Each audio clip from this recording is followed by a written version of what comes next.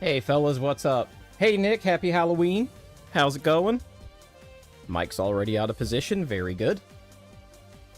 Claus, Saru, Kaviri, what's going on?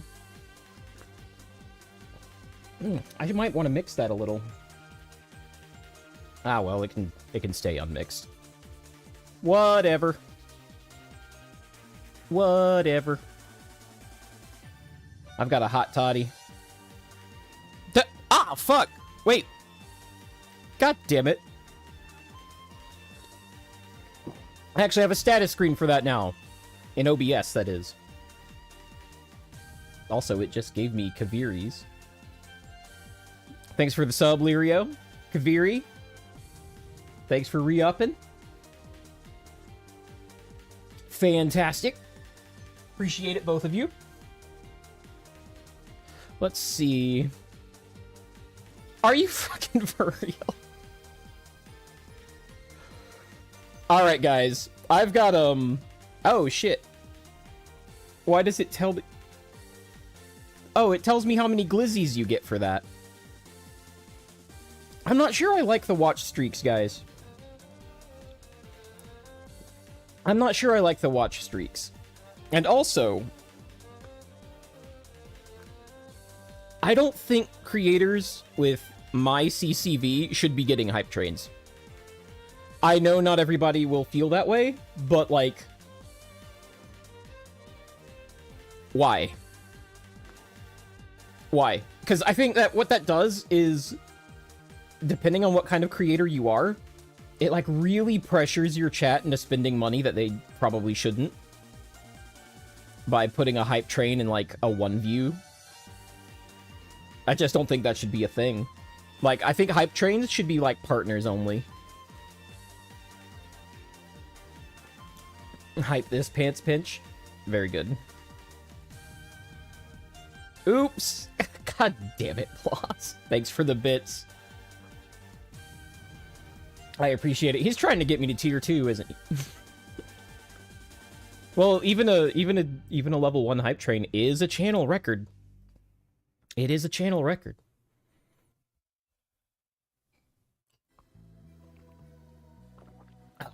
Waifu, don't you dare. I already hear you thinking it. I hear you thinking it. Get the kids to trick or treat. You know, get them their candy. But I hear you thinking it. No, I don't. Wait. Okay, I was about to ask why you were in chat. Like, I thought you guys were, like, leaving soon. I was confused. So today we're going to be talking about the TwitchCon situation, which is, like, a month too late. But I don't like talking about news when it is new. And I hope the reasons for that are obvious. But in case they're not obvious, I'm going to explain it. The first time you hear a news story, all the details are wrong. Almost all of them. In fact, I'm going to have some highlighted tweets from when I was getting information on this the first time. And some of them just have, like, information that is just straight up wrong. Especially if it's about, like... Especially if it's about an event like a mass shooting or some other dynamic event like Assault. The first news you hear is always going to be wrong. When we had the mass shooting at where I work, I knew for a fact the things being reported were wrong. And the people who were telling me stuff I trusted also turned out to be wrong. Like, one of the people who was telling me things that the news was repeating was true said that they heard it from a paramedic. And that turned out to be wrong. Like, the death toll. Like, the paramedic gave, like, double digits. And it wasn't even close. It wasn't even close to double digits, which, like, good thing, but why would the paramedics say that? Because I know the person who told me didn't lie about hearing that from the paramedic. So they either overheard something wrong, or the paramedic lied for whatever reason. And you know what? I'm not sure I could rule out the paramedic lying. Like, scare people into compliance. I know getting compliance out of people was something law enforcement and first responders were actually having trouble getting people to do that day. So maybe that was it, or maybe she just fucking misheard. But, like, the people I trust were telling me things that were wrong. And then, like, the people who were in it. So definitely don't trust what you're hearing on the news. Also, this is about the Emiru situation. We'll be watching her video on it. I will not be getting into the Mizkif stuff. I don't care about the Mizkif stuff. I care about the events at TwitchCon, and that's what I'm prepared to talk about and qualified to talk about. I don't know a fucking thing about Mizkif. I don't know anything about that dude. I don't care.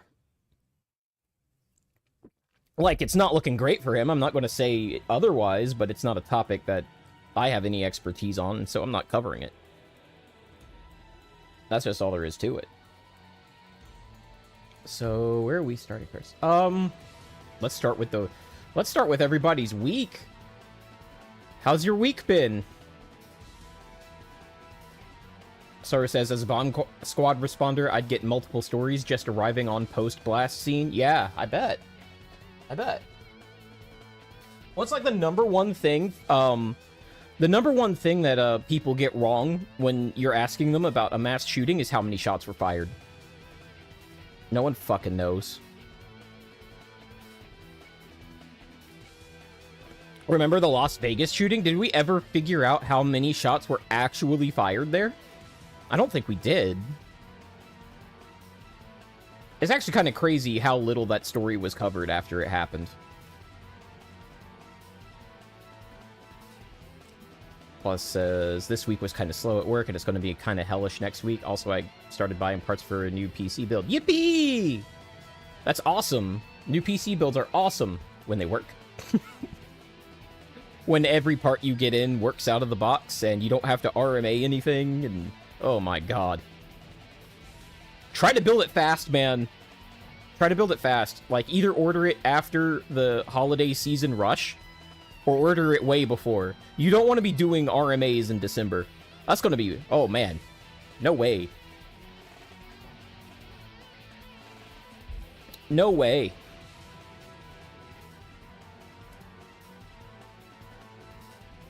Plaza is also getting ready for debut. Yeah.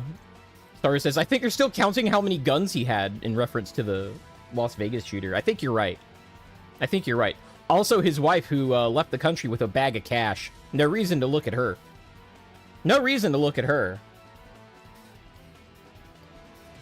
Oh, man, you know what? Hot toddies are actually hot. Give me a second. I'm going to get out of this jacket.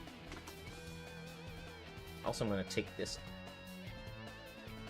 It's kind of a gross thing, but if you've ever had an office chair...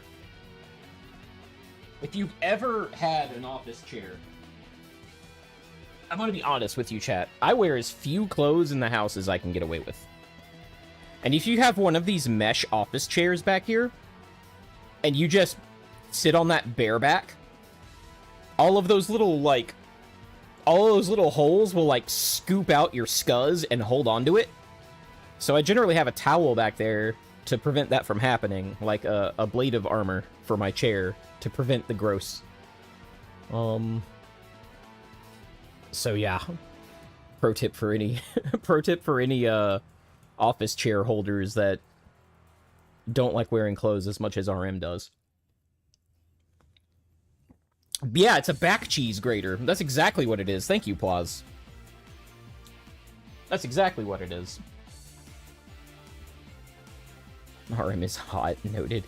Star says, am I gonna be the only non-debut? It depends. It depends on A, if I run a show where I think your expertise would be valid in like an interview format, and B, you agreeing to that. It depends on those two things. Also, I think my camera's kind of skipping, but I'm not going to fix that. I like to just go with the stream. Once I hit start, I don't like troubleshooting anything. I don't like touching anything. Good luck. Sir says good luck. Yeah. I thought it was a long shot. I'll throw that out there. I'm just saying. Waifu. Then he's... The voice to text has not been friendly to people today. I'm gonna quote Waifu. Then he's just be a special guest, not a debut. Sarah says, rumor is I have no real voice. Well, Waifu, heed is not the only thing that was wrong with that sentence. I hate to tell you, but it very wasn't. How long am I going to stall today, chat? How long am I going to stall today? I feel kind of, what would you call it? I feel like in a celebratory mood. But also, I'm kind of bummed because my week was hectic as fuck, and we're going to talk about that, because it's kind of interesting to talk about. Some of the other texts in chat might be a little disparage. But I was wiped all week, and I basically did... Like, I got the information I need, but I didn't have time to, like, really, really refine it down the way I did last week. I was very happy with last week's stream. But... that's neither here nor there.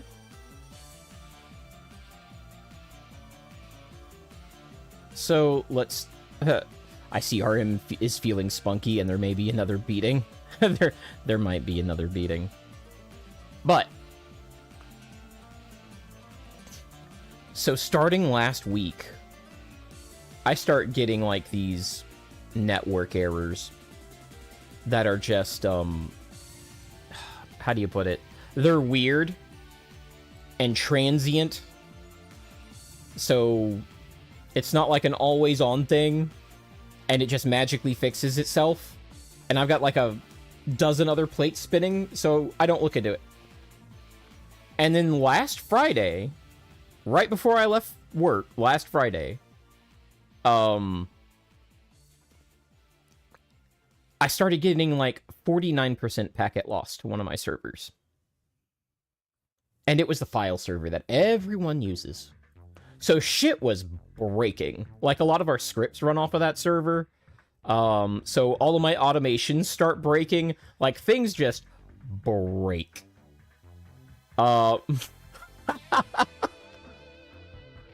Plus,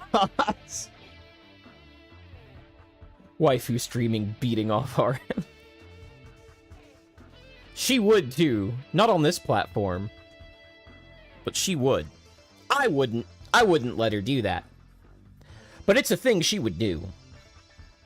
Anywho. Dude, I should have a Blue Heart, I should have a Blue Heart site. There's things I want to talk about that I can't talk about on Twitch. Waifu and I ordered a thing for science that I can't talk about too much on Twitch, but I can talk about a little, and it's totally not on the channel brand either. So, like, that's also a problem. But, like, we ordered something that was under $10 from, what was it, Temu? And, I'm definitely giving it the flame test. Like, I'm sciencing this thing, but I kind of want to stream sciencing this thing, because I think that would be fun, but I can't do that on Twitch. Even though it would strictly actually be educational. Twitch doesn't know how to sort that out, and neither does YouTube, really. YouTube will let you show whole. On God, not the Temu meme. Yeah. Absolutely. Like, it was sub $10, why not do a little science on it? But,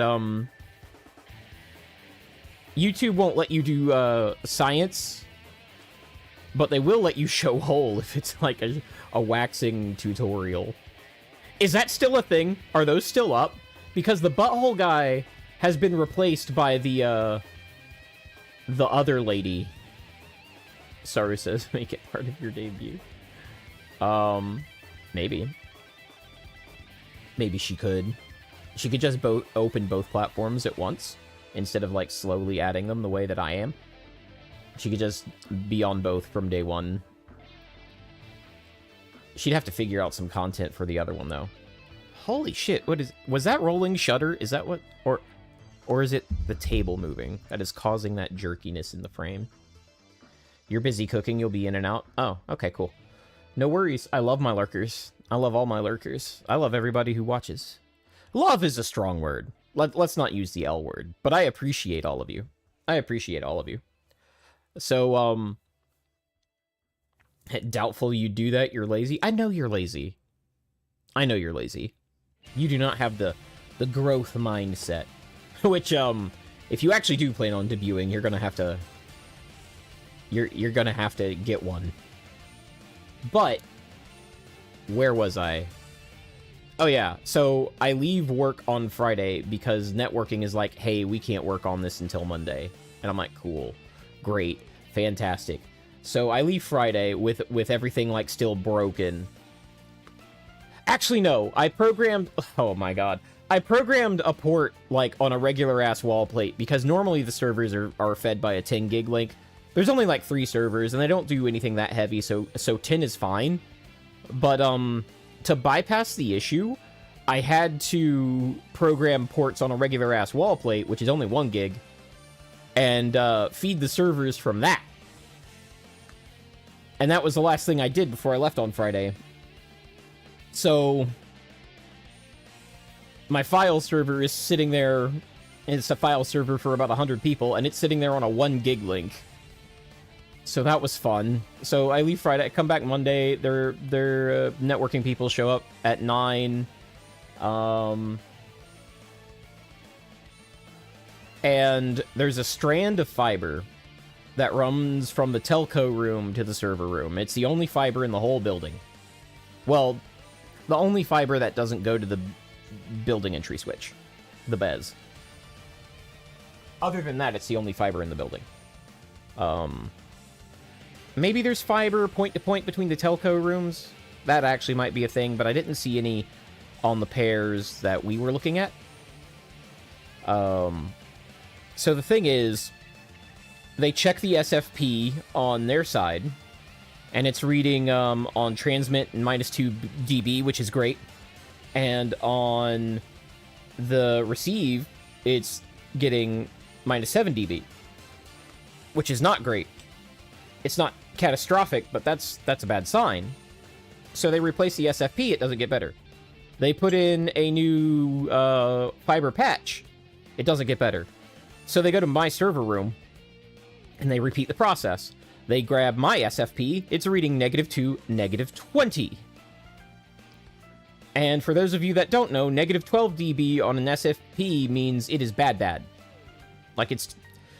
The signal is considered non-serviceable at -12 dB. And mine's reading -20 on the receive end. So... they're like, oh... well, let's replace the SFP. -2, -18. So it's not the SFP. They replace the patch. -2, -18. Not the patch. So he looks at his other guy and he's like... Fortunately for me, between my server room and this singular fiber drop, what they actually did was they ran like a trunk of 5 pairs.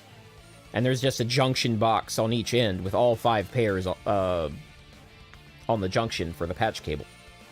So they switched me to pair 2, and suddenly I'm reading -2, -2.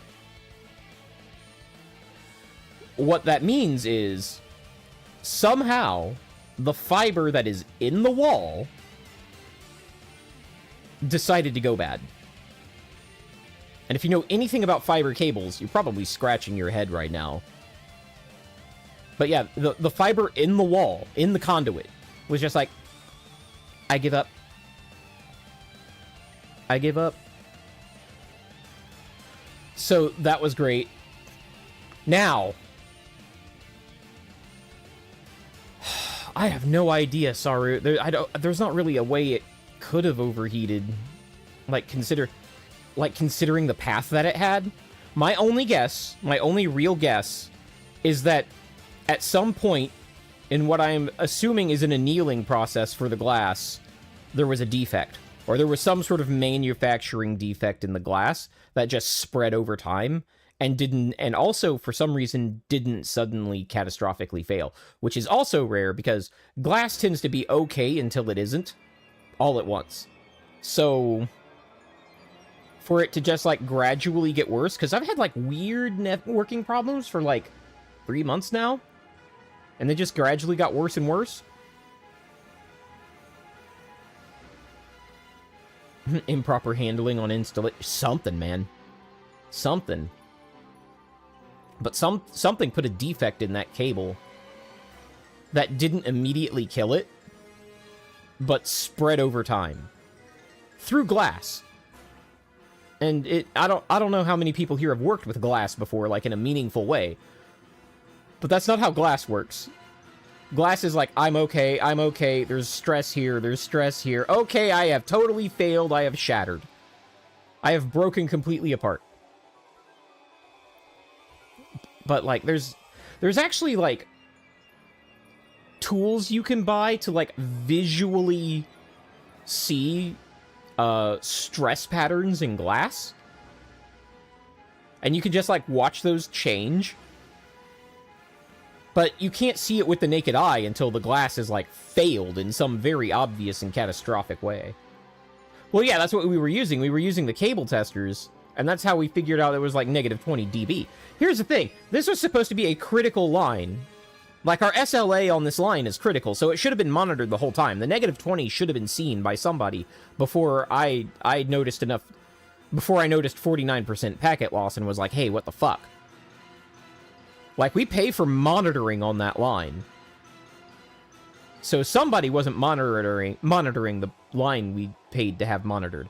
And when I, like, got on the phone with networking, he told me point blank that he didn't see any packet loss on that link. It was like, how can you not see packet loss on that link? I was getting 49%. How are you seeing 0 on a line that you test at negative 20? So somebody was watching the wrong port or something. And I will be having a talk with them about that. So after that comes back up, one of my servers just decides it doesn't want to have network anymore. And I've spent all my Friday troubleshooting that server. Because it can't get to places that it really should be able to get to. I can't ping domain controllers. I can't ping DNS servers. Sorry says, when you close your eyes, you don't see problem. That's true. That's true. That's very true. There's no problems if you're not looking. But, like, when I say monitored, like, they should have been getting emails. Like, it's monitored by software, because nobody's sitting there, like, at a screen going, yep, network looks fine. Yep, still good. Like, no one's doing that. It's just all automated, hit a bad threshold, send an email shit. Or send an email, put an alert on a console, ring a phone somewhere. All at once. But none of that happened, apparently. So they might have been monitoring the wrong line, because like I said, when he directly checked my line, it was okay. It was okay. So, something went wrong somewhere. They've got the wrong thing registered. Anybody like peach rings?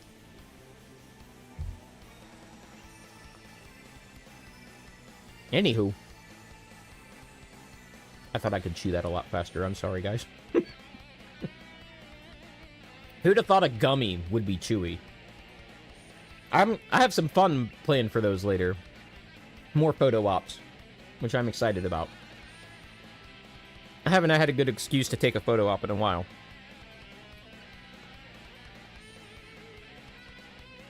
I want to try to swallow that early. That's rude. Anyway. So that was... Yeah, the peach rings. You don't back read much, do you, waifu? I mean, I know you don't, but I'm just calling you out on it right now. You don't back read. You don't back read too much. I've been having fun today, while I've been stressed out of my mind. There's some exams that are happening tomorrow that I have to babysit. Not tomorrow. Monday. They have very peculiar requirements, which likely, or not likely, which requires me to do very hands-on things.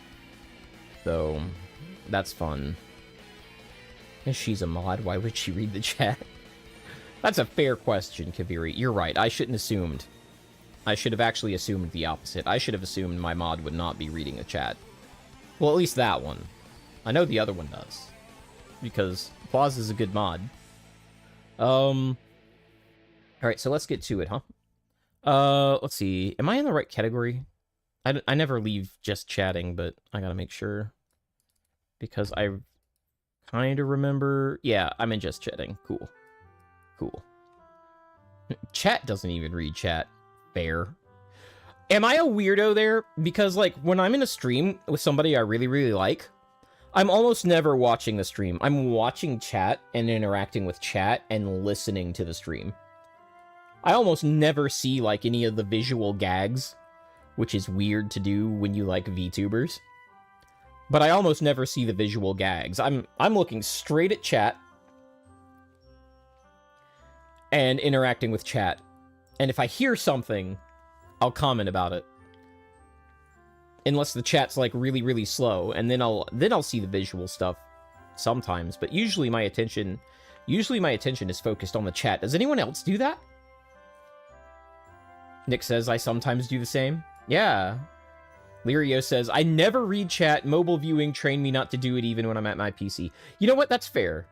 Because, like, most of your streamers you listen to while you're like, doing very manual labor, unless I completely misremembered how you enjoy streams. Waifu says it's hard for me to read chat. Now you're the streamer, so I'm not listening to you. Excellent! I always wanted my very own monkey.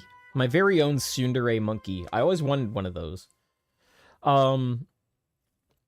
It's not possible to look at both when chat is moving fast. You're right, it's not. And usually, not usually, almost always, if the chat is like zooming and there's something happening over in the stream, I'm looking at chat. Because chat's more fun. Paul says, I do that if I'm at work watching a stream. We'll have dank chat open while having the stream in the picture-in-picture window. At home, I watch streams on a 70-inch TV so I can see both. Yeah, I if it weren't for the fucking, like, latency on the apps, I would watch on the TV more, because I like that experience. I think that's a good experience, if I'm not chatting. You know how much I like to yap, so if it's hard to chat on a certain platform, I tend to hate that experience, and TV's also difficult there. I hate mobile for the same reason. But, like, if I set it up so it was, like, the computer to the TV, and I could still, like, type on a full-size keyboard and interact that way, I think that would be, like, my best-case scenario. You have your Steam Deck hooked up on your TV. Oh, okay, yeah. So you're basically getting the PC experience on your TV. So, yeah. Yeah, the PC experience on, like, a 70-inch on the wall is, yeah, I agree. That's comfy as fuck. Comfy as fuck. But yeah, on PC I have multiple monitors, But it's weird, like, even though I'm reading the chat, some streams are just main monitor content. Even if it's just reading the chat and listening to what is happening on the stream. It's very difficult for me to, like, third monitor a stream, unless I'm enjoying it like a podcast. There are streamers I enjoy as podcasts, like, I listen to Asmon as a podcast, I've been beaten into listening to, like, Nero as a podcast because usually he starts streaming when I'm getting home and have to make dinner and do all these other chores. Saru says, so I'm in the kitchen now with mobile on the counter. Yeah, that's how I watched Saru. Because, like... Not Saru. Sariel Nero. That's how I watched Nero. Serial. Pecha gave him... for those of you who weren't there, Pecha gave him the nickname Serial. Because she mispronounced his name. Like, the first name. So he's Serial Nero now. Just so you know. But yeah, when Nero's streaming... That's how I listen to Nero, is on mobile with the phone on the kitchen counter and these on. And, well, these are new. I'll go over that later. And I'll be making dinner. And that's why my chat interaction in his stream is actually quite low, is because of that situation. But, so one of the things that happened this week was, like, yesterday, I'm getting ready for stream and everything, like, as insofar as I can. And I go to hit, like, the button on my old headphones. And the button just mashes all the way in. It's like the power button. Like, whatever springs are in there to keep it retained, whatever retention clips are in there to keep... I broke them. So the button's, like, in the headset now. So that's a problem. And it was late at night, so I couldn't, like, exactly order anything from Amazon that would have gotten here in time for today's stream. So I had to, like, literally just book it to Best Buy. Which is unfortunate, because what I wanted was, like, a wired replacement. But the only wired headphone... Like, I don't live in the biggest place, so the stores are... medium to tiny. Like, the medium stores around here are the big ones. But most of them are the tiny versions of all these stores. So there's nothing that's wired over there that isn't just like Walmart brand $5 headphones, which I didn't want. But the only other stuff they carry is like the $350 headphones. So that's what I'm wearing. It's like the MX 1005s from Sony. What I didn't know about these is they do actually have a cable jack, a 3.5mm cable jack. So I'm going to get one of those and use those, because what I noticed streaming earlier was that I actually have a significant audio delay from my own stream to my ears because of the Bluetooth. So I was like, I need wired headphones because this is bothering me. Like, when I see myself talking in OBS, the sound is delayed significantly. And it's jarring. So I was like, I need a cabled headset, but I'm not grabbing the $5 jabroni mic headset from Best Buy. So yeah, so I had an emergency, and it was laziness too, because I was looking at wired headsets 3 weeks ago, and I just wasn't pulling the trigger on anything. So I would have had a spare ready if I had just fucking done that. But I didn't. And then I paid the price for it. These are nice, though. They're a little too nice. The noise canceling on these works super well. Which is annoying in its own right. Because then I have to do this shit, because if I do this, if I put my hand over it, it goes into, like, transparent mode. So I can actually hear what's around me, and it shuts off what's in there. But that's like a dumb gesture. It's like, who's going to do that in public? Like, I'm not doing that. I'm just taking them off. But they do have, like, an auto off when you take them off your head, so that's pretty cool. I don't know how it detects that exactly, but it has an auto off when you remove them from your head. So that's pretty cool. Anyway, I have stalled for almost 30 minutes now, so we're gonna get into it. So first thing we're gonna look at is footage of the assault, and we're gonna break that down. I'm gonna address the text up here after we do that. So that's For those of... Let's see, who's in chat? Yeah, and we all know who Emiru is, right? For the sake of the VOD, she's a large streamer, and really, if you're on YouTube at all, you should have heard about her by now, and if you hadn't, go Google her. Huge creator. Almost everybody who watches any amount of Twitch knows who she is, or YouTube even. Like, isn't her primary channel YouTube? Like, I don't follow that crowd so much. I just know that they pull in an insane amount of CCV.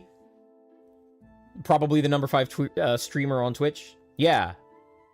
So, like, I really feel like I shouldn't have to explain who that is. But she's at TwitchCon doing a meet and greet. And, then this happens. Alright. We're gonna watch that. See, he's just coming in. Alright, I'm gonna pause it, like, right here. So, where he walked across, like, he came from this direction. This is another meet and greet with a VTuber right over here. You can see her face. I don't know who that is. I'm not really familiar with this performer. And, he just walks across here and goes straight up to her and, like, tries to kiss her. So, like, that's sexual assault. This is her private security. This is not Twitch security. It's her private security. And she identified this person as, I believe, one of her managers. We'll watch her video later, so that'll be cleared up. And then this guy was just there for the meet and greet, and he got savaged, like, inappropriately, in my opinion, on Twitch for just standing there doing nothing. But, I have a different take on that. But, like, yeah, we'll go through this one more time, because it happens real fast. Like, he just... Yeah, he's just coming. And this dude's just like... One thing I will fault him for... Like, watch... He just decides to stop looking. He's looking at this guy with the... Like, it's almost like he's looking, like, dead at the camera right now. He just freezes. And he refuses to look at what's going on. That is bad. If he were, like, still looking at the perp to see if, like, he was the target... That would be more understandable, but, like, you really can't just expect randos to jump in. Like, this is bystander effect 101. This dude's life is, this dude's online life is probably over. Like, he will always be the guy that just stood there and watched. But the bystander effect is real, and everybody in this venue has been, like, purposely disarmed. Yeah, he's not trained. He's not trained. There's a lot of people clowning on him that wouldn't have done nothing different. Not a thing. Not a damn thing. And that's going to be a theme as we go through this. But, like, I feel sorry for this dude. In some ways. But he should have at least looked at the guy doing the stuff, because he could just as easily been a target, even if it was just of opportunity. So... One thing I want to point out... We're entering speculation time here, by the way. Speculation warning, okay? The way this guy comes out tells me he did not respond to the visual of what was happening. He responded to the sound, and he actually wasn't looking at Emmy when this happened. So if we'll go through...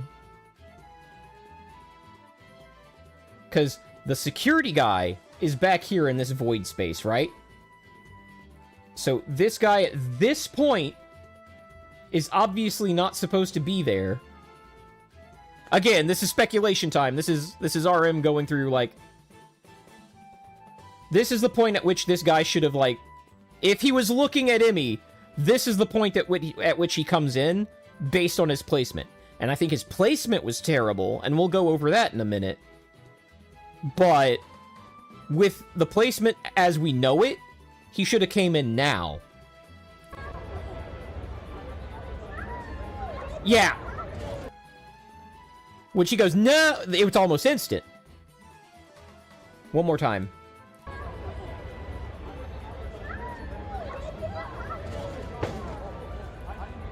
Oh yeah, is that him behind the hoodie? Yeah, he's right there. He was looking. What the fuck? You can see him. I think it was reported the Stalker waited in the VTuber meet and greet line for an opening. Oh, that's interesting. That's not how it was reported before. He does walk across here, though. You can see him do it earlier. Because the camera will pan. Yeah, he walked from that direction. And everybody kind of reports him, like, walking in front of that monitor. Oh, is that what you think? Yeah, you could see the security right here. So it's even worse than I thought. Like, he came in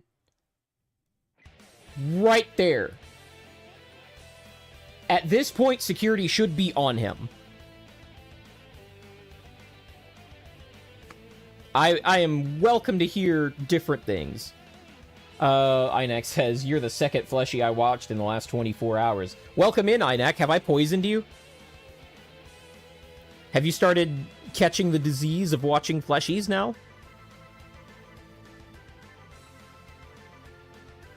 But, like, if we go back, we can see his ear right there. He's looking at, like, in the direction of this guy in the purple hoodie. Which is why seen and unseen security is better. And, yeah.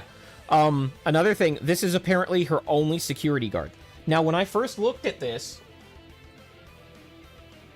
Inac says, no, a VTuber who I bully decided to flesh. Oh, okay, cool. So, I'm spreading the rot in the other direction. Yeah, Imiru was handicapped by having only one.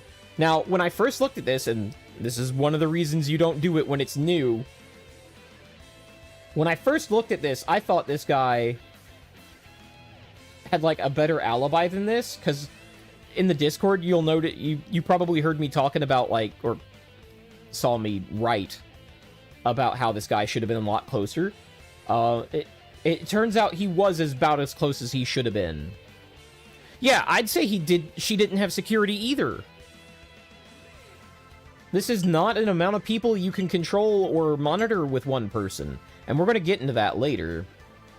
Yeah, it was a false sense of security. And I'm sorry, bro, but this guy's still here? This guy has entered your vision and he's walking with purpose. Maybe he gets this far, but you should have stepped in right now. Right now. There's no Twitch staff here. No one's managing the line. There's zero Twitch staff. Like, that is your job. It's like, hey, I don't know who you are, but, if you need to talk to her, you can wait in line. And if you're with Twitch, you can talk to me. That's what the time for that was. And, we can see here, he actually wasn't looking away. Like, between these head bobs, you can see where his ear is. He's looking in the direction this guy crosses. Yeah, he should have been on him already. There's no excuse. I was willing to give this guy some excuses based on some earlier assumptions about where he was and what his placement was. I will also say one thing. Excuses or not, this is a failure. This is absolutely a failure. If your charge is touched by anybody, that's a failure. If you have to go and intercept somebody, like, even if the guard, even if the private security intercepted him before he got there, having to do that is also a failure. The success scenario is that everybody is too scared of the security to try anything. That's the success scenario. Yeah, there's many documented attempts on her. And apparently this is like one of her favorite guys to go to, which is in her video. Alright, he pushes him off. Whoa. And I have seen reports that this was a pen. I have seen reports that this was a knife. But, if you watch closely here, you can watch him pull something out. Yeah, right there. That sure looked like a knife pull to me. And watch it again. Pushes him. Tells him to leave. Whoa. He pulls something there. Oh, he wasn't the favorite? Okay.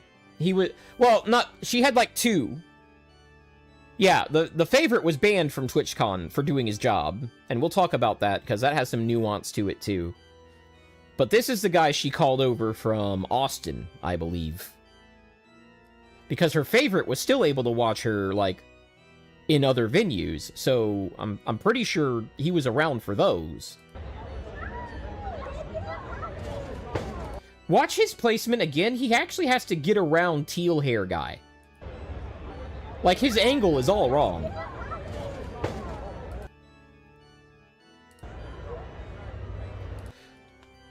I know I'm replaying this a lot, but there is just so much fail to absorb here. And don't get me wrong, this is just as much of a... The security guy is not overanalyzing, properly analyzing every single thing that went wrong and can be improved. That's what I'm doing. Because that's how you handle these things. Like, you're gonna go through here with a fine-tooth comb and being like, you should have reacted here, you had a chance to react here too, you had a chance to react here too, your placement was wrong, your line of approach was wrong, you let the meet and greeters get between you and your charge, like, all of that.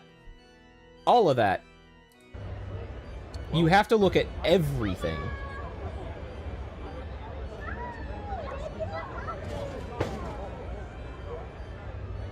And then you watch that pull, whatever that was. If this happens in a situation where that's not a private security guard and that's a cop, this guy's probably shot or tased. Right then. Right there. Because from his angle, he can't see what this guy just pulled. Like, that is an escalation probably to lethal force in a situation where there's armed security. Yeah, something static to control a perfect... Yeah. There's so much that went wrong here. Like, if this was armed security, this is probably cause to escalate to lethal force that would hold up in court. Whatever this is. It's like, oh, he's within 2 feet of me, and he's pulling an object I can't see in a manner that suggests that it's a weapon. Like, nope. Done. Whoa. I don't even think the guy saw it.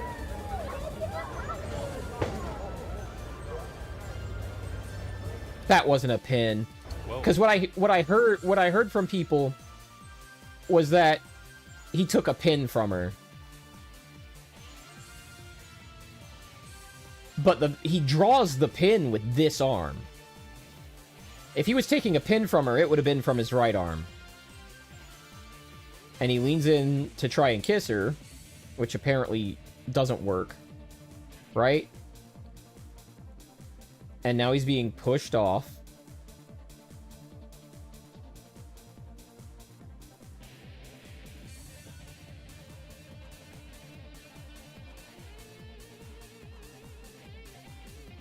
Okay, yeah, he's taking an object from one hand and moving it to another.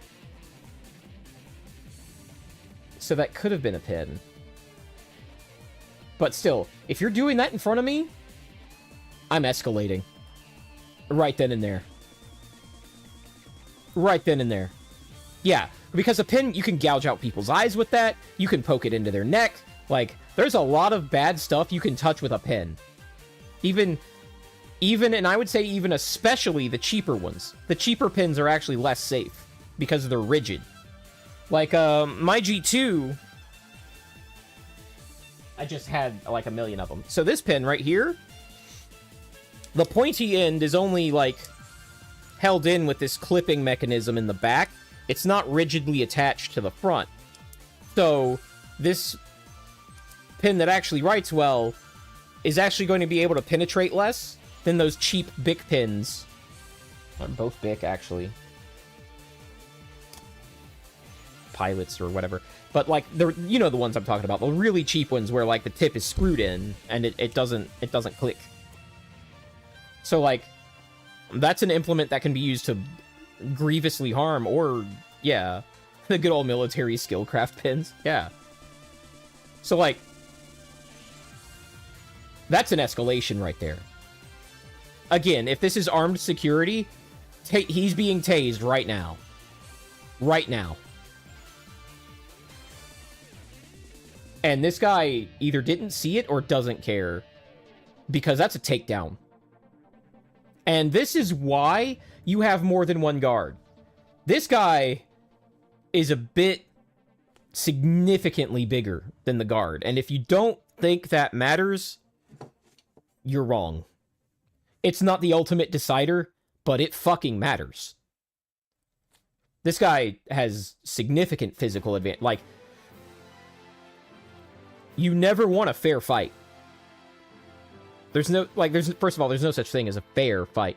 Second, your security, this is not a playground. You want unfair advantages, which is why I can't get over the single security guard. Now, on the other hand, private security is very expensive, even for somebody like Emmy. So having a team of 4, even for Emmy, might not have been in the cards. But I would have a team of 4 here, minimum. That would be my, like, minimum I'm comfortable with in this situation is 4. Saru might have different opinions, but, like, just spitballing it, like, not being very firm with it, I'm thinking 4 in this area. Minimum. Minimum. Yeah. So we're going to get how to... Kirsche replies to this. 2 seen, 2 unseen. Very good point. So later, Emmy posts this, and I think she posts this before she does the cosplay.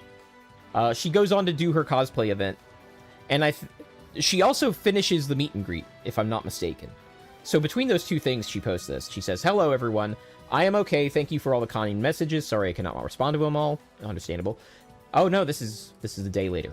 It says it right here. "Yesterday, the man who assaulted me was allowed to cross multiple barriers at TwitchCon, and even in front of another creator's meet and greet, and grab me and my face and try to kiss me. Fortunately, he wasn't able to, but a lot of people have pointed out it could have been a lot worse." Yeah!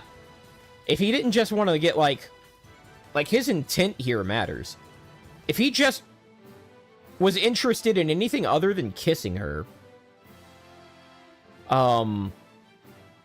Remember, the guard comes in several seconds after contact. That's like 6 or 7 stab wounds. The tweet was sent after the video went viral. Yeah, you're right. You're right. But like 6 or 7 stab wounds is the amount of time he had before he got pushed off.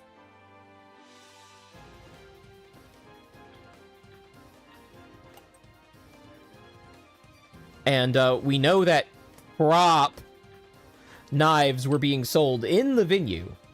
And if you don't think a prop knife that actually is made of metal can't be sharpened, well, you would be mistaken. You would be very mistaken. Those should never have been allowed. For those of you who don't know, apparently there's been a person at TwitchCon almost every year selling, like, I guess what they're calling their cosplay knives. Apparently they're metal, but they're dull and they don't have an edge on them. It is stupid easy to put an edge on pig iron, or, you know, the soft stainless steel. I am sure those are made of the cheapest, softest steel. That's a problem because the soft steel is actually the steel that's easy to sharpen. So, yeah. I don't think they'll be allowing that to happen anymore. I don't think they'll be allowing those props. I hope not. They better not. If there even is a next TwitchCon. Maybe there will be one more. I don't know.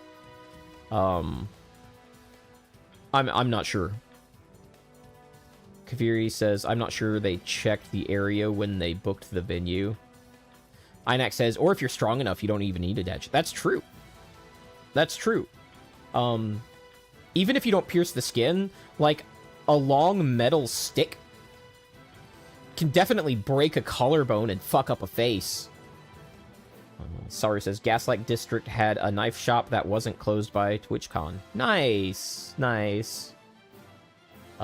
"Yesterday, the man who assaulted me was allowed to cross multiple barriers at TwitchCon, and even in front of another creator." Yeah, okay. "I'm obviously shaken up by what happened, and it's not the first time I've dealt with something like this." Emmy, I know it's not the first time, but your behavior, the way you reacted to that, is as if it were. Like, in the moment. Like, you need training. Because this keeps happening. And your options are to get training or to never leave your house. As we're going to hear in the video, she knew something was up and decided to ignore her gut telling her something was wrong, even though this has happened multiple times. Girl needs some training. And not a small amount of it. Because despite this having happened multiple times, the path from her gut to her brain seems to be cut off. And some people are freezers, and that's why you need training. And I think she's a freezer. And the reason... We'll get to the video. I'm explaining too early. I think she's a freezer, though. But to tell you honestly, I'm a lot more hurt and upset by how Twitch handled it during and after the fact. I would be too. Like I said, I don't understand how he was allowed to make it to me in the first place. I don't either. Like, I was just very hard on this guard, justifiably so. And if this guy is worth anything in his field, he is also being very hard on himself. Just straight up. He is being hard on himself if he is competent at all. The security in the clip who reacts is my own security. It's true my favorite and usual security guard was banned for holding a stalker's arm to bring him to police at a past TwitchCon. And here's where things get sticky. Anyone is allowed to call themselves a bodyguard. So at a place like TwitchCon, you're going to have the rules for the people hosting the event, but you're also going to have the venue's rules. And there's not two set of rules for the people who attend and the people who just decide that they're going to be a bodyguard that day. Because there is no vetting for that. So yeah, if you grab somebody's arm and hold them until police arrive, and that's against the venue's rules, you're going to get banned. That's just how it is. Do I think the system should be different? Yes. But this is not unique to Twitch. This is going to happen at basically any con you go to anywhere. I'm just going to, like, if your security has to do their job at almost any con in almost any state, they will get banned. Like I said, I don't understand how he was... Okay, yeah, I read that part. However, there were at least 3 or 4 other TwitchCon security staff in the area who did not react... Well, there's that 3 or 4 number we were talking about. Who did not react and let the guy walk away. As you can see in the clip, they didn't even appear in the frame. That is also correct. They never made it in frame. And he was allowed to leave the venue unmolested. Saru says, in actual combat, training takes over, and the mantra is slow is smooth, smooth is fast. Yes, I'm very familiar with that phrase. Too many people either freeze up or rush their response. Yes. You have to train them out of that. If you didn't have to, we wouldn't.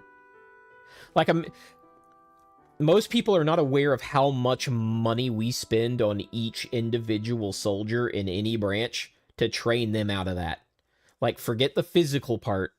Forget the PT requirements. Forget all that. Just like the mental reprogramming by itself. We spend a shit ton of money on. You would be amazed. Like, if you put it all together, for the people who don't know, like, putting a single person through basic costs an amazing amount of money. It's 6 or 7 figures, yeah. It's really high. For each recruit. Including the ones that don't make it. They still take a big chunk. It's not a small amount of money. Which is why they show up in disproportionate figures in personal security and police work.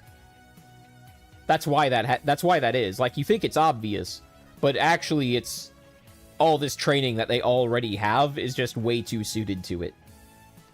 And in some cases, too suited to it. Like, not debriefed enough suited to it. My friend who was Hearsay. Hearsay alert. I need, like, what's his name? Xenos? I need his bell for shit like this. My friend who was present told me... hearsay alert.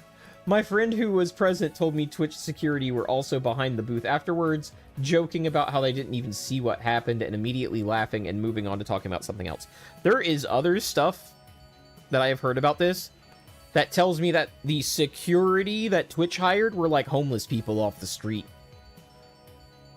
Or at least that tier. Yeah, my camera's definitely doing something funky. Like, there's some glitching. Oh well. So if no one was checking if I was okay or if I needed anything and they let the guy run away initially, I have no idea what anyone hired to keep the event safe was doing. And then there's a cope, lol. And I don't either. Like, there's a bunch of videos out there of people, like, walking right past the badge gates. And, actually, let me look that up. TwitchCon walking past badge gate. Yeah, here it is. First thing that comes up. Oh no, we have to go to Reddit. We have to go to Reddit. What am I doing? Alright, let me get the sound on this. So, I want you to watch what's going on here. There is one person at this gate and one person at this gate. Let's see if they have anybody behind them to enforce the line. And then we're meeting him up front. Alright, the first person scans in, the second person doesn't. Now, the reason this happens is because apparently a large percentage of the badges were failing. So these two people are actually being actively useless right now because they can't rely on the badges at all. That's what's going on here. They're letting the green people through immediately, but if somebody greens and you're with them and you don't green, they'll just let you walk right through. To be fair, we don't know the specifics if Twitch or the venue was responsible. We don't. We would have to see the contract. Because there is a contract, and it stipulates who is responsible for venue security. And it might be the venue. Does anybody familiar with TwitchCon know if the venue is the same every year for the one in the United States, or is it a different venue every year? Because I don't know that, because TwitchCon is usually not something I follow. One thing I will note... Oh, it's not at the same venue. Okay, so this could also be a new venue problem. Like, Twitch has had security problems in the past, but this one seemed especially bad. So we could be looking at a venue problem, as Saru brought up. Last year's was Las Vegas. Yeah. So, these people are badging in. And one thing you'll notice... There is nobody behind these people. And why does that matter? Alright, let's say you have a bunch of people wanting to badge into a place, and somebody decides to rush the person checking you. If that person that's trying to check everybody in and badge them has to turn their back to the crowd to deal with this guy and leave the station, don't you think everyone else is going to walk through? So there's only one person at each station responsible for all of these lines, and there's nobody back here backing them up. Like, this person's over here, but she's, like, looking down at her phone, and I think she just, like, might be responsible for something else. Like, there's not actually a backline presence back here. Which means all you have to do... Now, I'm not telling you to act up, but if you see this situation in the future, understand that if there's nobody behind them enforcing this line, all you have to do is rush forward and hope somebody joins you, and then it's over. Then everybody is in. And you're probably free to go too, because, like, look at the builds of the people watching this line. Okay. Thank you. These people are not stopping anybody. These people are not stopping anybody. If I decide to get up to speed and run, none of these people are stopping me. Or you, or anybody in my audience. These people cannot physically hold this line back. Like, not one person in this line can be held back by these people. You're right. Are they wearing headsets? Thoru says that's why they wear headsets still. And then now I'm looking at them and like these people don't have headsets. They don't have... This might be a thing. This looks like it could be a thing. Yeah, maybe that's a beige colored headset, like earpiece thing. Maybe they do. Okay. But like... Okay. Come on. Maybe? Whatever. I'm not going to spend a lot of time on that. But yeah, like there's... Yeah, she's just sitting there. And now she's distracted by this person. Now, yeah, yeah. Yeah. This is a shit show. One person busts back here and it's over. And they keep going, and the depth at which there is no additional staff is astounding. Like, look how much space there is between those people and their nearest support. Like, I think that's a staff member. Yeah, thank you. I love the beer. Oh, it's commercial time. Shit. So I'll just yap for a little. I miss my commercial. Yeah, okay. Let's see. Yeah, it just finished. All right. It just finished. Okay. My bad. Oh, is Cereal here?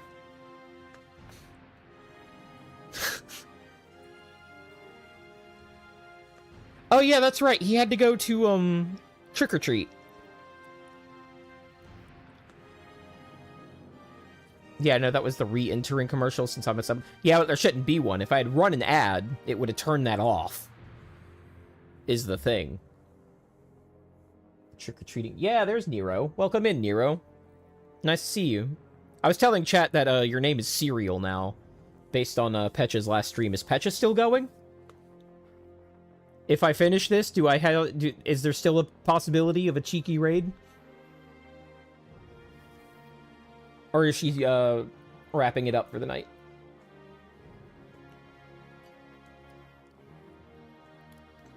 Anyway, look how much space there is. There's a shark tail. That's cute. Oh, she is. She said, "Who am I supposed to abuse now that my punching bag is gone?" So when you say she is, she's wrapping up? Because I asked you two things, and she is answers both of them in the affirmative. Inax says, there's too many drunk drivers for trick-or-treating in your neighborhood. Yeah. Oh, she's running another. Okay, cool. Alright. So if I get through this, we're going to be raiding Pecha. Just FYI. Thank you. Yeah, so the next staff are also not in a position to support the first staff. So these staff back here, they have a single line. They have no support.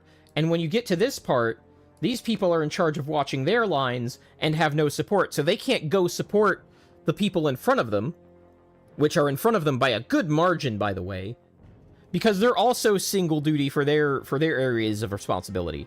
So nobody is able to assist anybody else if they get into trouble. And what that effectively means is the security is that the crowd has agreed to behave. Because the second this crowd decides not to behave, there is nothing stopping them from doing anything. There's nothing stopping them from doing anything. It's just one deep. Football defenses aren't even one deep. And that's just 11 guys versus 11 guys. Yeah, it also affects crowd control for safety. Absolutely. This many people is not controlling any crowd that gets out of hand. So, TwitchCon going as well as it did, despite everything that happened, is right down to the fact of something I keep bringing up, and it is that, y'all don't appreciate your audiences enough. They're very well behaved. Most of them are very well behaved people, even the cringy ones. Because if even like 1% of this crowd is bad apples, it's a shit show. This isn't even happening. There's no orderly line into the cons if even 1% of these people are fuckheads. And I want you to let that sink in. This security is not able to handle a 1% deviance rate the way it's set up. Oh, there he is. That security for line 4 was looking at their phone. Like, these aren't even security. They're... We're with S-Fan's team, so we're just gonna... I'm making fun of something that's not happening. Those are not security. Those are just staff. There hasn't been a single bit of security in frame so far. There's no security here. There are badge checkers, which are not security, and then there's these line handlers, which are not security. At least the badge checkers aren't security the way they're set up. They're just checking badges. It doesn't even look like they're in the mood to refuse badges that aren't checked. And they don't really have the support to do so. So I'm not going to get on the staff, because the staff literally don't have the security support that they require to actually do their job. Like, they're checking badges, but they have no ability to enforce the badges. They're just checking the badges. Like, to be able to implement a rule, you have to be able to enforce it. So it's like, they're checking the badges, which have a high fail rate, which means they gotta stop people and check other means of identification if they're going to enforce the badges, which means more than one person has to be in charge of the line, just for the badge checking part, and then there needs to be a behind them security staff to keep people orderly. Sora says, if I had attended TwitchCon there, I would have probably turned around at first checkpoint and leave. Thank you. Yeah, this is wild.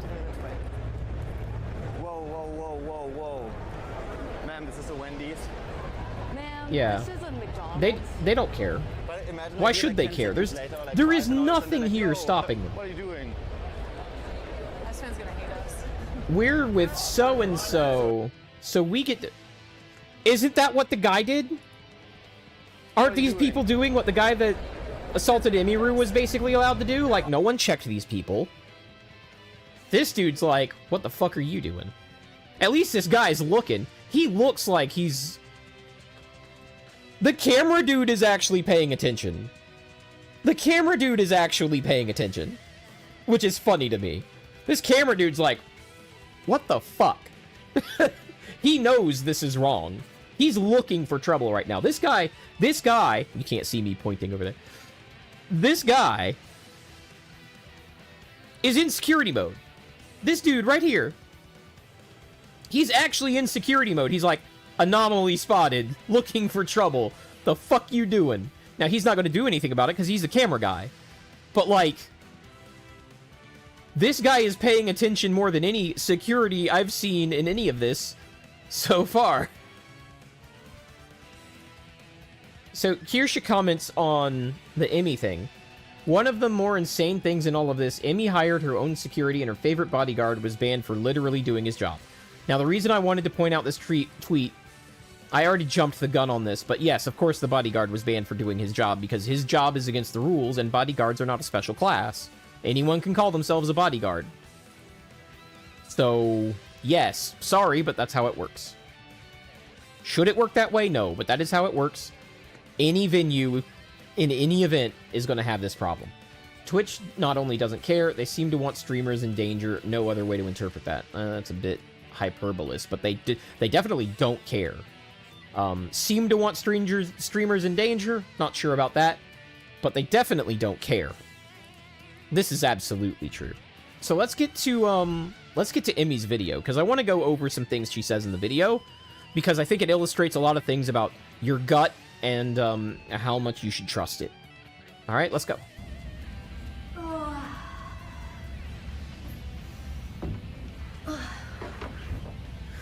Wake the f up, samurai! I think more Twitch didn't want to spend money. That's what Saru says. Yeah, well, I could qualify that as not caring too. Okay, so, first of all, you guys will have to forgive me, because... Yeah, she's stressed. I'm not meant to be doing streams like this. I'm meant to be playing fucking dress up in my room, playing video games, okay? We're gonna get to that, Kaviri. It's in the video. I have to do, like, a stream like this. Like, it feels like I'm doing, like, a fucking press I think we're gonna stop it about, like, right here, because after this, it becomes, like, nothing but yap and going in circles. Okay. Sorry, like, less than half the video is actually what happened. Doing right now, actually, actually. I'm supposed to be going over my run-up show for my TwitchCon show, which, I am still doing, by the way, because, Good. Good for you. of all the work that the production staff and the cosplayers in it put into it. I like that decision. Like, not from a security standpoint. I'm From a still gonna do security it. standpoint, I think that's dumb. But But I'm yeah, kind of glad she did I don't it. even know where to fucking start. I don't know if you guys can see The security guy in me is like, I why wrote would you do fucking that? notes But, like... for this because there's so much stuff that I want to feel turn off like the music for this, actually. needs to be talked about. And then I'm also going to, like, raise the playback speed to 1.25. But I don't need any background music for this. It's time to be able to hear things clearly. Which is also why I was very aggressive in my tweet earlier today. Which Yeah, this stream from her is from the next day. I never like that. But Sorry. I just feel like You're right. in a way it's my responsibility, you know what I mean? Because it's not just about me, like this could have happened to anyone. Honestly, for all we know, this could have already happened to someone, a small streamer, and someone just 100%. wasn't filming it. Later, Asmon rolls clips of male streamers being sexually assaulted, and like nobody cares. Which, okay, I'll just start this by saying shout out to the guy who filmed it and put it on Twitter. Saru says she's still shook. Absolutely. This is a shaken person. This is how they behave. Because last night after this happened, I was thinking like, fuck, like I have to talk about this. Like people need to know that this happened. Like how am I gonna do that? And then someone happened to post it on Twitter. So thank fucking God I didn't have to figure that out myself. What she's expressing there is like, this just happened to me, Twitch didn't care, now me, a streamer who gets her living from Twitch, is going to have to figure out a way to go on social media and attack my revenue stream directly for misbehavior. So that's what she's worried about there. Because that's a bad situation for anybody to be in, is to attack the person that gives them their paycheck. But because the video came out and went viral, she's got all the cover in the world now. So that's why she's relieved there. Okay, like I said, this is gonna be a mess because I'm not meant to be doing these kinds of streams.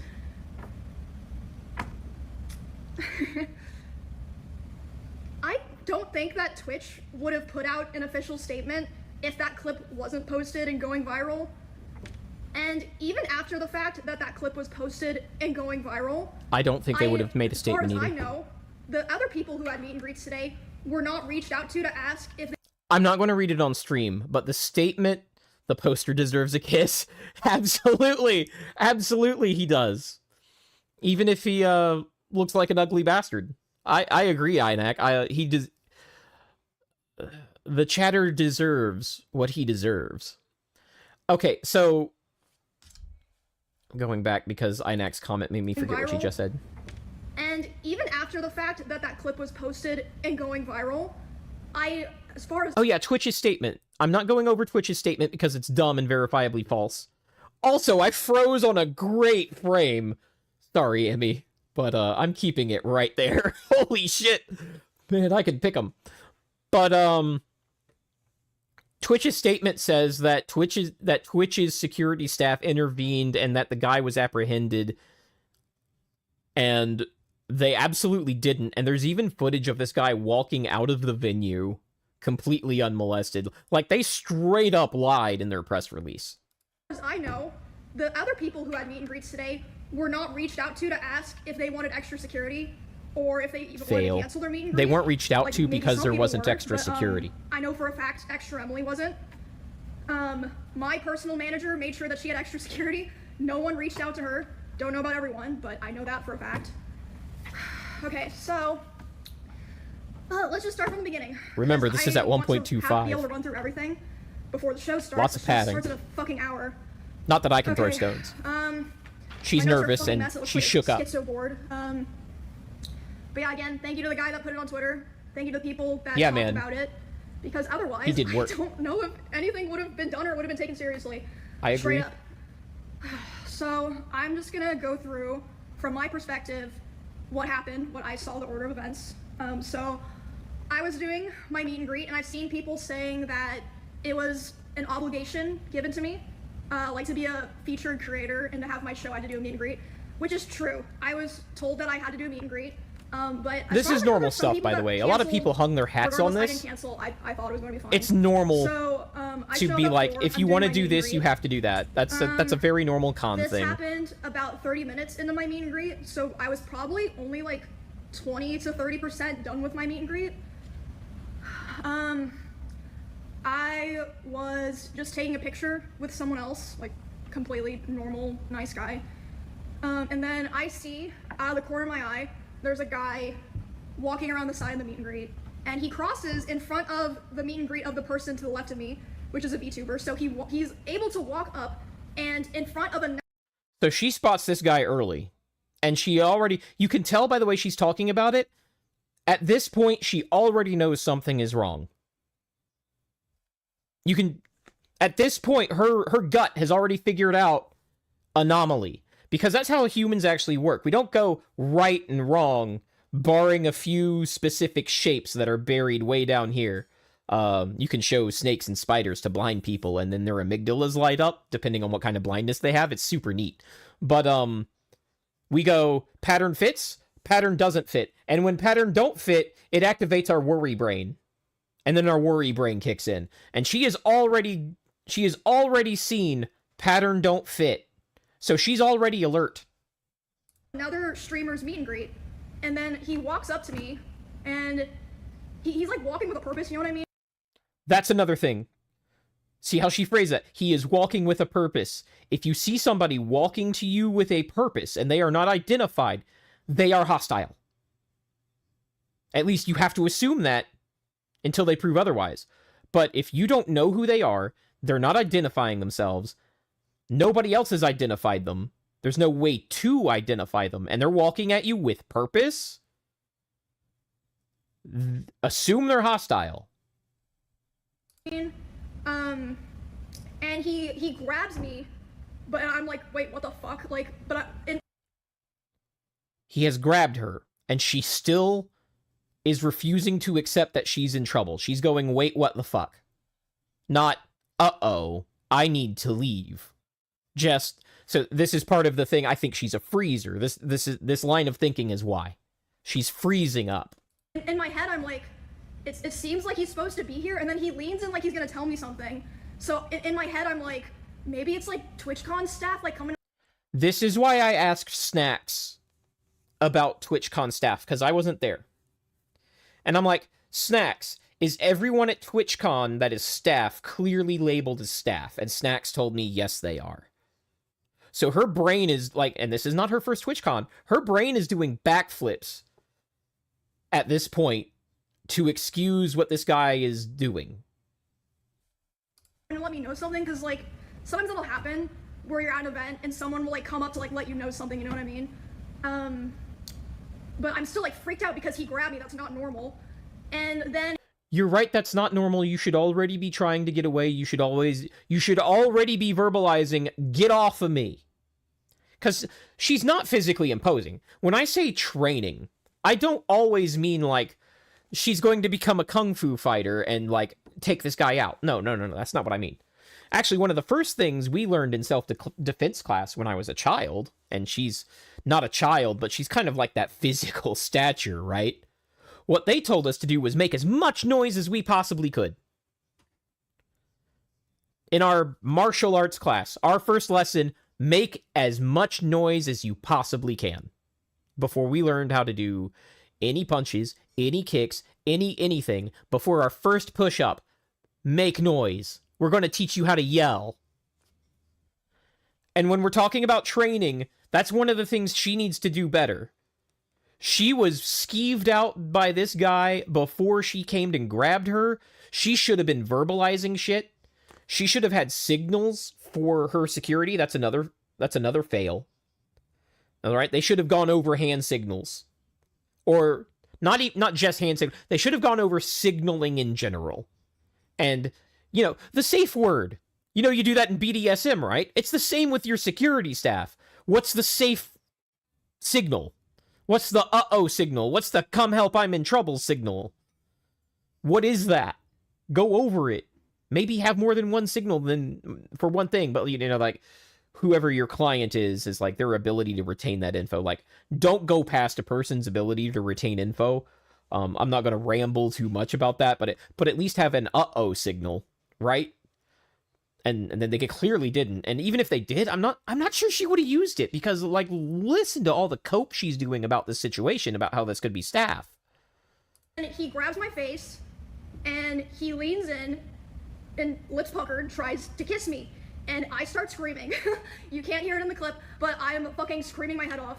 And then my security, Twitch's security is like nowhere near me, nor to be found. I can see them, but they don't do anything. Yeah, so she doesn't start screaming until the kiss attempt is happening, which is funny because of the timing with Saru's Keep It Simple Stupid acronym. He was explaining kiss while she's talking about being assaulted with a kiss. That's my amusing. security jumps Thanks, up monkey. and shoves the guy away from me and is like, get the fuck out of here. And he's allowed to walk away and leave. Yes, he is. Yeah, so then after this point, I did not see a lot of what happened here. This is just based off what people in the line told me. My friend Bonnie, who was there, told me, and Melissa, my manager, told me. So the woman who moved me away from the meet and greet was my personal manager. That was not Twitch staff. No one in Twitch staff came up to me to like see what was going on.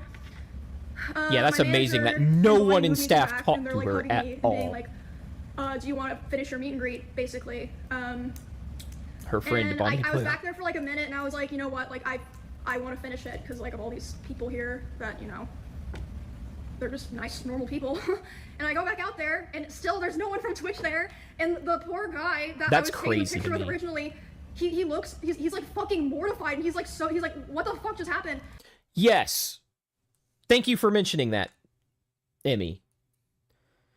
The guy that was with her is not at fault here. I'm not going to sit there and go he was just as victimized as she was, but he was as much a potential target in this scenario. Like, if this guy had violent intent, let's say he was like the really, really jealous type, right? If he had violent intent, he might have stabbed that other guy too, just for being near her. Like, that's how these things go sometimes. It's like, okay, I stabbed the jealous bitch. Now I'm going to stab her boyfriend because, like, these people are psycho. So, like, this guy's in close proximity to her, obviously her boyfriend. I'm going to stab him too. Or he's breathing her air and, or the air that she used to be breathing. I'm going to stab him too. Like, these... That's how freaky these people get in their heads. Like, he was in danger. And again, no one from Twitch there. I say to this guy, I'm like, I'm sorry you had to see that. And he's like, no, like, I'm so sorry that happened to you. Why am I having to tell... That's right, Saru. Any of us my could be fans, collateral sorry you had damage to at see events. that, and not, like, someone from Twitch or Twitch security. Anyway, so I didn't see this. This is just what my friend and my manager Actually, I'm going to telling me. focus on that a little bit. Because Saru's also saying, keep guarding your own safety. Absolutely. Like, just because you're not important... Ah, god damn it! I just saw that. 21 minutes ago. 2 tier 1s? Or is that your second... Oh, is that what that means? Second month of tier 1. Thanks, Nero. I appreciate it. Maybe I won't call you cereal for a few streams. Thanks for subbing. I've got to watch my alerts more. The Twitch security, like, kind of, like, got together after that, and we were like, wait, what happened? Oh, I didn't even see what happened, haha. And just, like, started talking about something else. So it's like, Wait, okay. hold up. And then, he, like, kind of, like, got together after that, and we were like, someone from Twitch or Twitch security. Anyway, so I didn't see this. This is just what my friend and my manager were telling me. Okay, she... Alright, I didn't hear where she admitted this was The Twitch hearsay, security, like, kind of, like, got but apparently together her after that, and we were manager like, wait, also what happened? corroborated the hearsay. Oh, I didn't even see what happened, haha. And just, like, started talking about something else. Yeah, that's not So security, it's that's like a homeless okay. person. And then that's the events of what happened, just to like line all that up. But I didn't talk at all about the aftermath of all of this at all, and I don't think let's hear about anyone the aftermath. knows this, save for like maybe some streamers that I'm friends with that came to spend time with me or that I talked to last night. Whew, okay. So I finished the meet and greet, and I was escorted back to my hotel by my one security guard. Oh, and also, by the way, I've seen clips, people bring up clips of me talking about how my previous favorite security guard was permabanned from TwitchCon because at a previous TwitchCon 2 years ago, I think it was 2 years ago, there was a stalker and he held him by the arm until police got there. And because of that, he was indefinitely banned from TwitchCon. Like from all of TwitchCon, not just the venue, because that was in Las Vegas. Anyway, that just a side note. Yeah, we talked about that already. Man, I wrote down a lot of shit here. Okay, can I just also say, what you guys are seeing here is character development. I've always been the person who never says shit. Like, I just want everyone to have fun and for things to go well. Why am I the You person can't who be has to that do person, this? Emmy. So You're not allowed to be that person at the level of celebrity that you're at. I'm sorry. I'm glad you're figuring it out, but you should have figured it out sooner. You are not allowed to be the people pleaser in the position that you're in, and I hope you understand that now. It's dangerous. Anyway, after I'm escorted back to my hotel, I let some And of my I think friends she know does learn that, because after this, she does go after Mizkif. Like, I think she's finally figured out that people who do bad shit to you are probably doing bad shit to other people, and if you don't talk about it, you're enabling that. come to my hotel to see me and spend time with me, like make sure I'm okay and everything. And then my manager's letting me know, she says, okay, my manager, I've contacted the police, they're gonna come talk to you about pressing charges, etc. They're trying to find the guy, they haven't found him. Yep. They haven't found him. I'm like, what? Anyway, so. I don't believe for a second that a venue in this region of the world, in this region of the country, in this region of that state, lacks the funds to have complete and total camera coverage. Just straight up, I don't believe that. So at some point while I'm with my friends, a police officer comes and talks to me, interviews my manager, talks to my Twitch partner manager, who, by the way, she's so sweet. Like, she didn't do anything wrong here. No, the manager sounds happens, on point. And then I'm complaining to my friends. I'm like, the fuck do I do here, guys? Like, I have to talk about this, blah, blah, blah. And they're like, oh, like, don't worry about that right now. And then suddenly Wake's like, wait, why is my Discord saying hope Emmy's okay? And I'm like, oh, fuck. I guess the clip got posted. Again, thank God someone was filming, because otherwise I don't think Twitch would have said anything.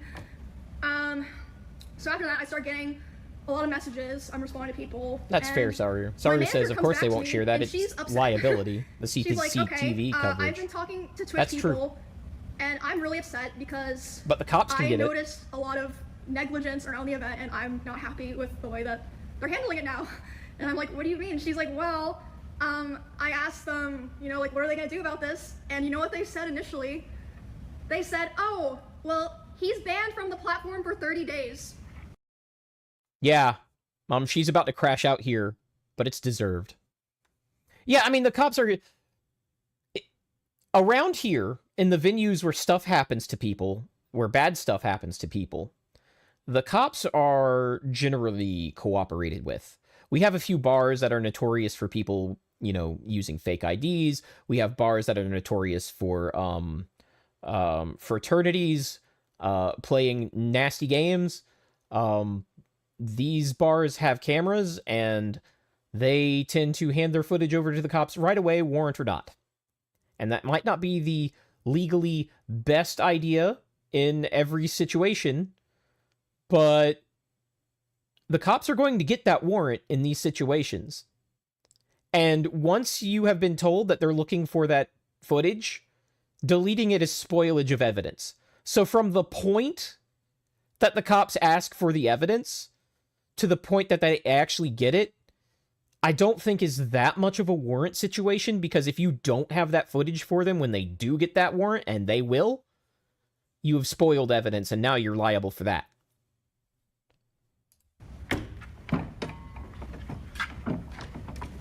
Proper crash out. Proper crash out. She's obviously like, hello? Like, that needs to be indefinite. What the fuck are you talking about? Also, that's like nothing to do with anything. No one gives a fuck if he's banned on Twitch or not. Like, we're talking about the convention here. Yeah. So they changed it to indefinite. Man, that sounds familiar, doesn't it? Twitch is like, oh, if you just ban them from the streaming platform, they're banned from everywhere else, right? That solves the problem. Ban them from the platform. Then they magically go away from everywhere else in real life. Takes an hour for that to happen, by the way. These two people are... Sound familiar? The head of security for Amazon and the head of risk for Twitch. The head of security for Amazon and the head Also, of security for later the Twitch same made that night, decision. I'm not gonna drop... They need to be fired immediately. And that may have been the person that Twitch said was fired. Like, in their announcement, they said the person responsible was fired. Maybe it was that guy. I don't know. But both of those people need to be fired for making that decision. First of all, they failed their jobs in securing the venue. provided it was their job to do. And I would have slid my security in there, even if the venue was like, oh, we take care of that. I would have slid in my security, to keep eyes on their security, because it's still my event and I'm still liable. And I'll have to get courts involved to make me not liable if something happens. So my security, who are going to be plainclothes, are going to be watching their security, because they said they were taking care of the security. So they won't be plainclothed, but they will be there, and they will be watching their security for errors. And I will know about it. That's what I'm doing in Twitch's shoes if the venue is the person claiming that they're in charge of security, and I'm the head of security. That's what I'm doing. I was like, all right, I'll just send in my boys plain clothes. They're going to have a good time, but they're going to be watching your asses. And they're going to be diffusing situations as normal people if one arises. But they're going to be watching your security.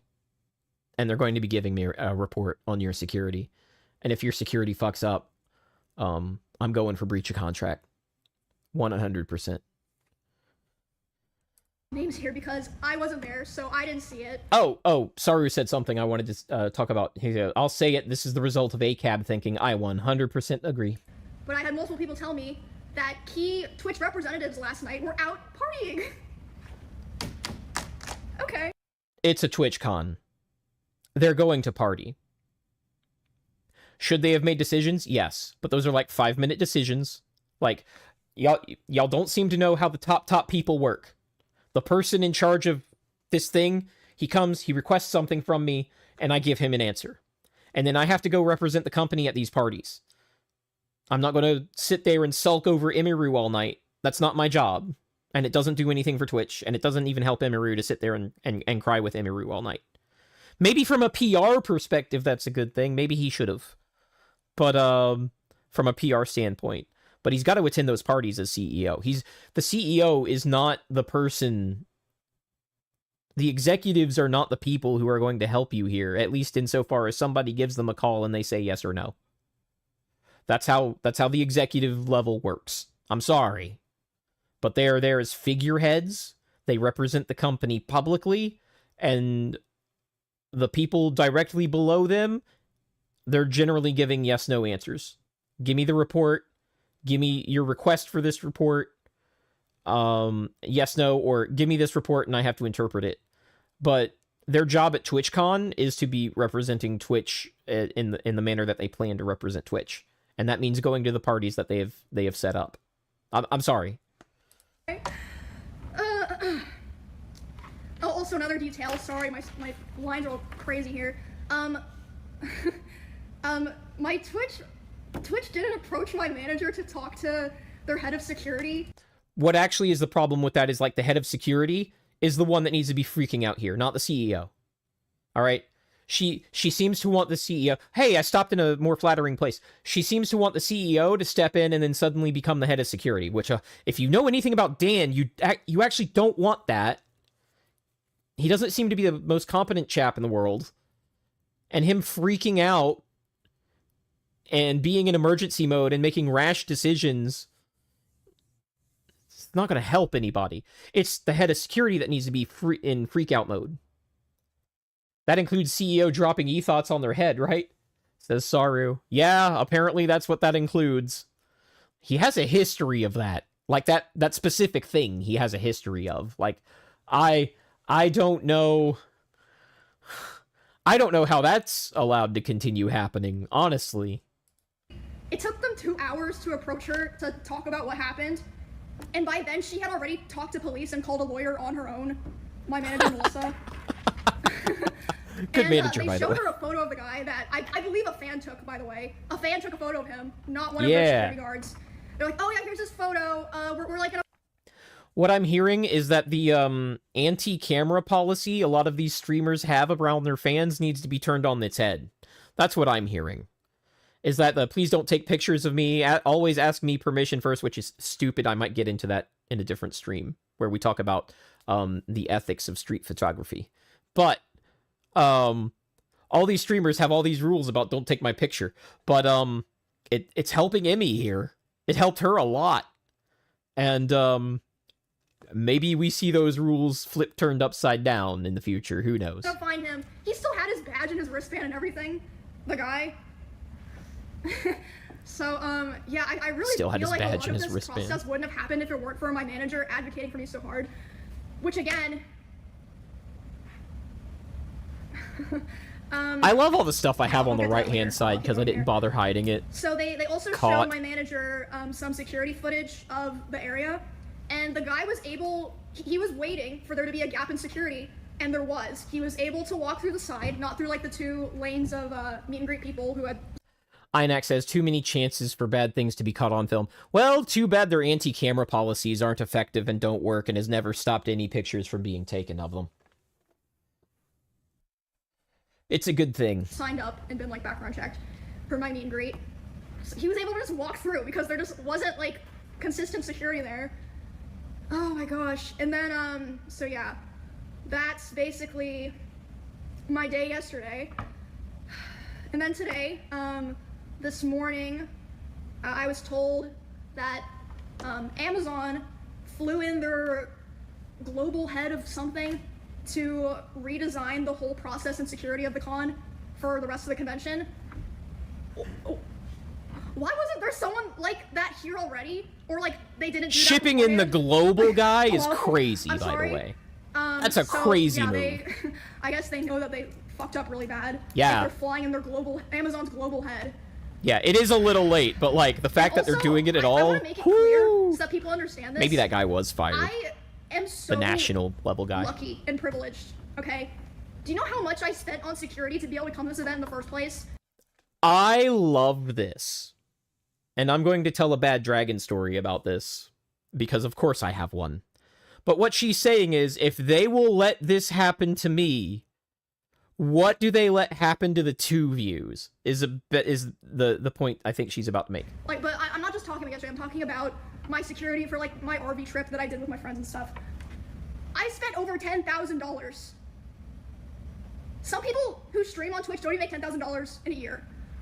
What the fuck are they supposed to do? Like, if you watch the clip, the security guard who pushes the guy away is my Tell him. security. The woman who pulls me to the back, my manager. We were talking about cost of If you're a security small earlier. streamer and you don't have those resources, or someone in your line's not filming, what the fuck do you do? Tell him. No one would have Tell known. him. Like, it's actually fucking insane.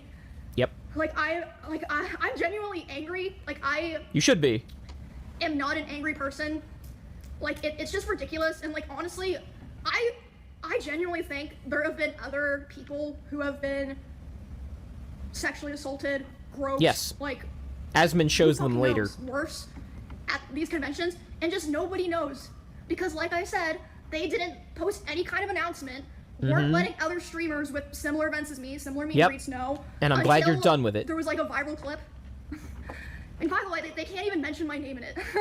Thank you, guys. Thank you. And, okay, hold on. Let me pull up what they wrote, because that was another thing that was crazy to wake up to. All right. She basically spins in circles after this, which I don't blame her for. She's mad and she's venting. But after this point, the new information stops. She's about to read Twitch's reply, and I don't want to read Twitch's. I don't want to deal with Twitch's reply. It was garbage. Sora says there should have been a pre-event evaluation of security to the global head before allowed to start. Yeah, absolutely. Absolutely. Like, TwitchCon is a big deal. It's the biggest celebration Twitch has about its own company. Like, it is the Twitch-run conference for Twitch. Absolutely, there should have been more. But, like, there were people who knew it was going to be bad before it happened, because they have a track record of this. This is not a one-off. This is a pattern of behavior. Now, how do you stop this from happening to yourself? Well, first of all, you go to more competent conferences. Don't go to TwitchCon. But if you have to go to TwitchCon, if you feel like you have to, you just gotta, buddy system. I saw a lot of people going solo. Don't do that. Buddy system. And one thing that's really, really important about the buddy system is if the person next to you, like the person who's supposed to be your security buddy, is distracted because they have stuff they have to do, and you're distracted because you have stuff to do. Let's say you're both streamers. Let's say you're both paying attention to your fans. Well, you effectively don't have a buddy system because you're both distracted.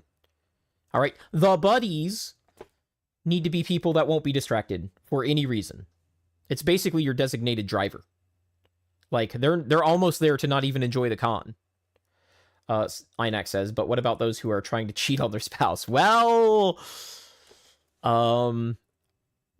maybe take the meta with you? I don't know, man. Don't be a piece of shit. But yeah, I know what you're saying. That's funny, dude. That's funny. I like it. Anyway, but the most effective thing, three main points. Buddy system, make sure the buddy in the buddy system can actually pay attention to you and that you can pay attention to them. And if not, you need a third wheel.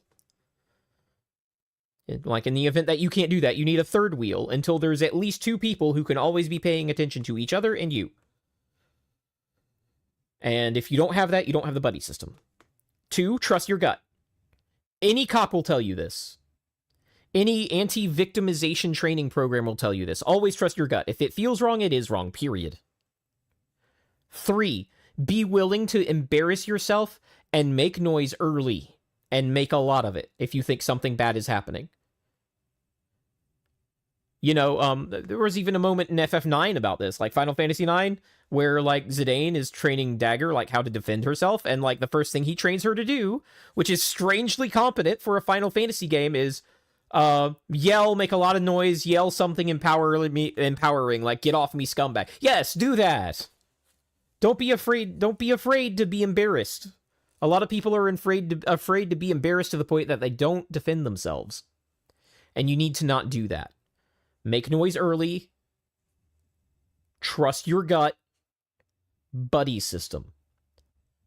If you can do those 3 things, you are way safer than you were before. Now, a bonus 4th, look at the floor plan, memorize the layout, and at all times, know where your nearest 2 fire exits are. At all times. Now, that's asking a lot for most people, and I understand that, which is why it wasn't on the big 3. But the bonus 4, know where the fire exits are, and always know where the 2 closest are to you. Help, help! The seagull is! I'm not reading that because John Twitch might misinterpret it. But I appreciate the comment, Sour. Okay, now. This is going to be one of the shortest streams I have ever done. It might be the shortest stream I have ever done. But, provided we are not too late, we are going to raid Pecha. So, I believe we do this by doing that. Yeah, raid started. Let's go, guys. Let's get in there. Let's... Oh god, raids come in 10 seconds. Bye!